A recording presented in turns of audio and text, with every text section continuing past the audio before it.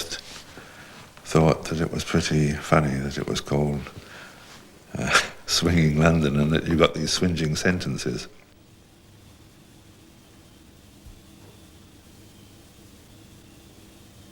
Yeah, Richard did the famous picture of his with Robert Fraser and Mick Jagger in the police van.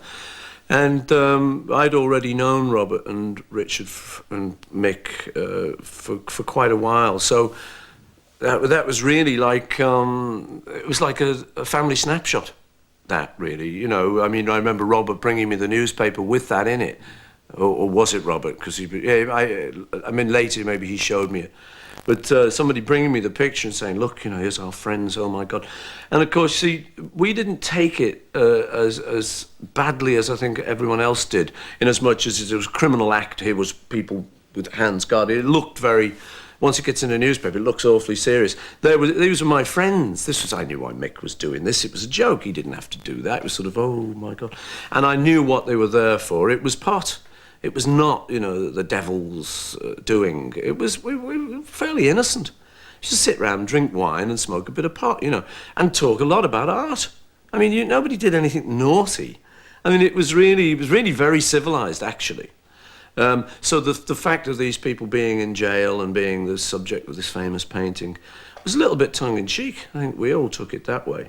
Paul McCartney rang me up, but I'd never met him. Well, maybe I'd met him at some parties, but I was very surprised to get a telephone call from this celebrity. It was like getting a telephone call from George Bush or someone.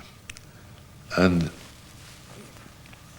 he asked me if I'd do this record sleeve and come and talk about it. I said that I didn't think I could do that sort of thing. I'd never done it, and I wasn't sure that it was something I wanted to do. But he said, come along and talk about it. And I was very reluctant, really, to get involved.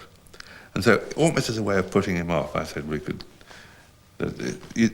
all these record sleeves have got too much going on them, too much going on. And maybe I was thinking of Sgt. Pepper, particularly, which is absolutely filled with stuff. But as a general tendency, they're a little overactive, I think. I think Sgt. Pepper took it to a zenith, which was marvellous. But I said, why don't you just put it in white cover? leave the pictures out. I had a great fun week with Richard. I managed to persuade the other guys in the group that this Robert Fraser knew this guy called Richard Hamilton, who was real good and was no slouch, and it might be very exciting to try and work on our next cover with him. So everyone agreed, and I went to his place in Highgate, I think it was. Every day I just drove out there each day. And it was very exciting for me because I like art and I don't get a lot of chance to be involved in it on a day-to-day level. Didn't then, anyway. So I would just go out there, and Richard started by asking me... We were going to do a poster and then design the jacket of the whole thing. But his first thought was a poster. So he asked me to ask the guys in the group if they had any old photographs from when they were children. And just photographs that hadn't been seen. So we all contributed a collection of baby photographs, childhood photographs, silly photographs when you're knocking around Paris and hitchhiking, and like John and I had done. He then arranged them through the week, chucked out things he wasn't interested in. And finally, then he put up an easel and he started to paste his real favourites into favourite configurations on this easel. And it was smashing, just watching and chatting and helping with the coffee and just really watching him get on with it and just being his companion, really, for the week. And if he needed to know anything, I could just help him. So it was a great experience, just sitting and watching like a voyeur. It was great. And then, I say, he eventually got it all on the easel and got what I thought was a really good collage going.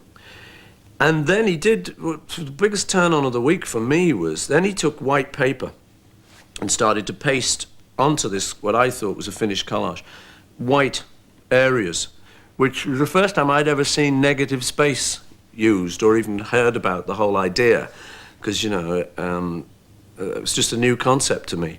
And he was saying, well, you'll be able to look through the poster with these bits of white. There'll be a relief from all this black and grey and all these tones.